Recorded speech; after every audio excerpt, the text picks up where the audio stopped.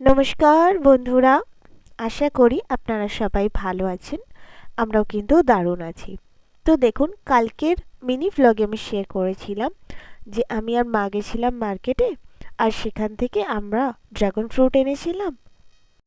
তো বেছে বেছে আমি একটা বেশ বড় সাইজেরই ড্রাগন ফ্রুট এনেছিলাম। তো আজকে সেই ফলটাকে আমি কাটবো আপনাদের সামনে, এবং ভাবছি এটাই যে ভেতরে লাল হবে নাকি সাদা হবে। আপনাদের কোন ড্রাগন ফ্রুটটা বেশি ভালো লাগে, লালটা নাকি সাদাটা, কোনটা বেশি টেস্টি লাগে? আমার কিন্তু লাল ড্রাগন ফ্রুটটা বেশি টেস্টি লেগেছে। আর এটা কাটার আগে ভাবছিলাম যে এটা লাল হবে নাকি সাদা হবে, ওটাই ভাবতে ভাবতে এটা কাটছিলাম। আর দেখুন, কাটার পর আমি দেখলাম এটা কিন্তু লাল নয়, সাদা ড্রাগন ফ্রুট।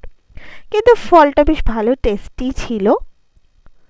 লালটা আমি যখন খেয়েছিলাম আমার তখন খুব মিষ্টি লেগেছিল, কিন্তু সেই তুলনায় সাদা ড্রাগন ফ্রুট আমার যেন মনে হয়েছে যে ওটার তুলনায় যেন একটু কম মিষ্টি। কিন্তু ড্রাগন ফ্রুট অলওয়েজ খাওয়া খুবই ভালো, এবং আমার তো খুব ভালো লাগে।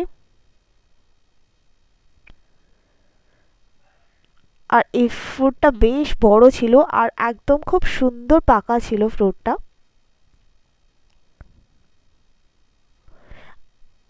তো বন্ধুরা, আপনারা কোন ড্রাগন ফ্রুটটা বেশি ভালোবাসেন আপনারা আমাকে কমেন্টে জানাতে পারেন। আজ আসি, আবার আপনাদের সাথে আমার দেখা হবে। ভালো থাকবেন।